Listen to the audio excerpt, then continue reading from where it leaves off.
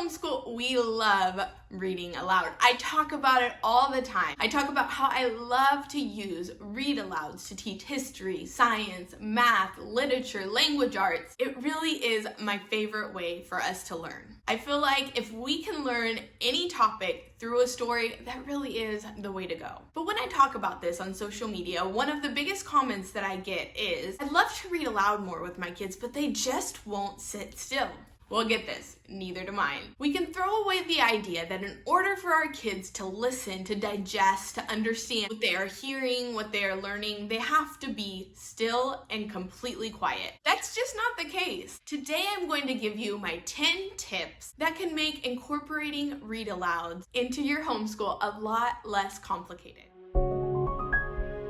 Hello, welcome to my familia homeschool. My name is Marissa. I live in Miami with my 3 daughters and my husband. We are a family that has chosen homeschool as the way that we will educate our children. On this channel, I love to talk about all things homeschool and all things motherhood. So if that is something that is of interest to you, make sure to give us a thumbs up and subscribe. Like I said in the beginning of the video, today I'm going to be giving you my 10 tips for incorporating read alouds into your homeschool. Like I said in the beginning, this doesn't have to happen in your typical way that you see where all the kids are sitting still and quiet on the couch with their full and complete attention on what is being read. No, when that happens, it's great and it makes reading aloud a little bit more easy, but it doesn't have to happen that way. So let's jump in. My number 1 tip is choose the right books. This is so important. You could get everything right, but if you have a boring book, if you're reading a dud, it's just not going to catch anyone's attention. Try to find books that match your children's interests and reading level. Mix in different genres, and if they're a little bit older, even include them in picking out the books that you will read aloud together. Number 2,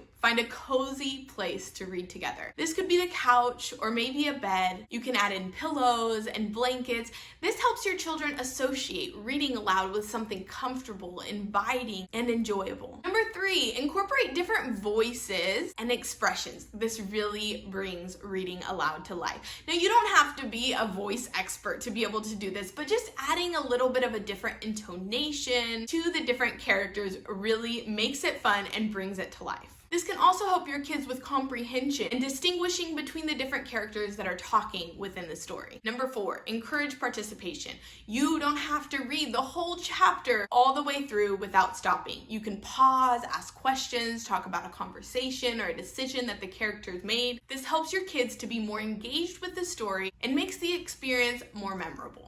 Allow movement and hands-on activities. This is what I was talking about in the beginning. Your kids don't have to sit still while you read aloud. Activities like Play-Doh or drawing, maybe even Legos, or even a fun workbook can be great activities for your kids to work on while you're reading aloud. Another thing that has worked really great for our family is reading aloud while my girls are eating. Sometimes this is during snack time or lunchtime, but by doing this, both their hands and their mouths are busy and they're able to listen with much more ease. Number 6, think about follow-up activities. So maybe the next day or that afternoon, after you've read a chapter in your book, think about some activities that your kids can do to connect with the story again. For example, this month we're reading Charlotte's Web, and so last week we learned how to draw a pig. Some other activities could be journaling or maybe making one of the characters with Play-Doh. There are so many activities and ideas out there. Most of the time, if you Google or search in Pinterest the name of the book you're reading and extension activities, you're going to find a wealth of ideas. This helps your kids to reinforce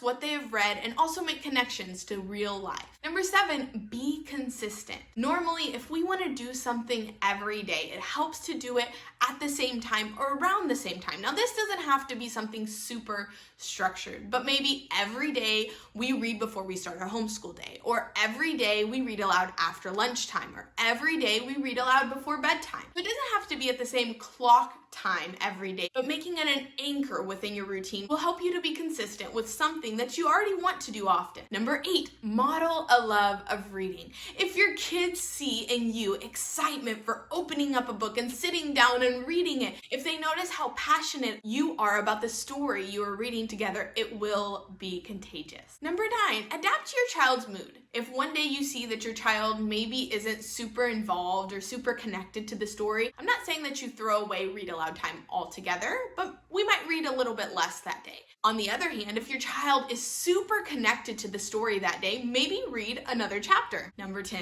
embrace imperfection. There will be distractions, there will be interruptions, there will be days when you're just plumb tired, and that's okay. Reading aloud isn't about creating the perfect experience.